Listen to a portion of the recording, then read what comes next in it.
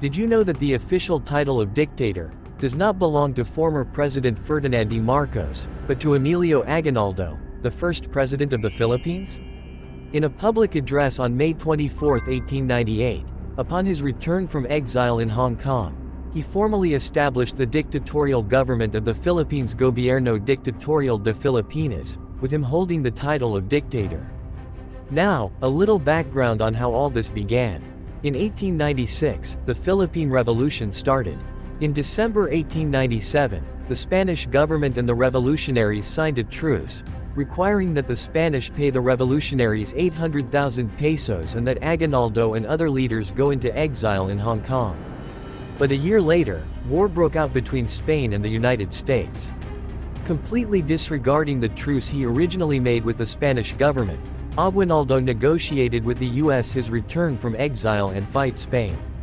After fighting Spain, Aguinaldo requested complete independence for the Philippines, which was denied by the United States. Thus, he organized a revolution against American rule that resulted in 3 years of bloody guerrilla warfare. The ensuing Philippine-American War lasted 3 years and resulted in the death of over 4,200 American and over 20,000 Filipino combatants.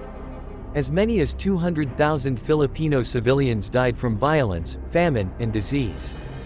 In a turn of events, on March 23, 1901, he was captured and surprisingly took an oath of allegiance to the United States and issued a peace proclamation on April 19. He later retired to private life. But in 1935 Aguinaldo ran for president of the Philippine Commonwealth against Manuel Quezon but lost. In reflection, our national hero José Rizal never retracted or swore allegiance to Spain and paid for his life. General Luna and Andres Bonifacio both died in the defense of the Filipino, ironically on orders of Aguinaldo. In current times, we have Noy Aquino who, despite knowing the danger of returning, chose to do so and was gunned down at the runway. So I guess once anyone chooses this line of profession, he should be prepared to give his life for it. Not like so many of our elected leaders who opt to run to safety in the guise of exile, amnesty, and plain just escape when the fire gets too hot to handle. Remember martial law in 1972? How many politicians scampered to the United States to escape the wrath of Marcos and returned only when the tide had calmed down? And these are the people we continue to vote for come election day.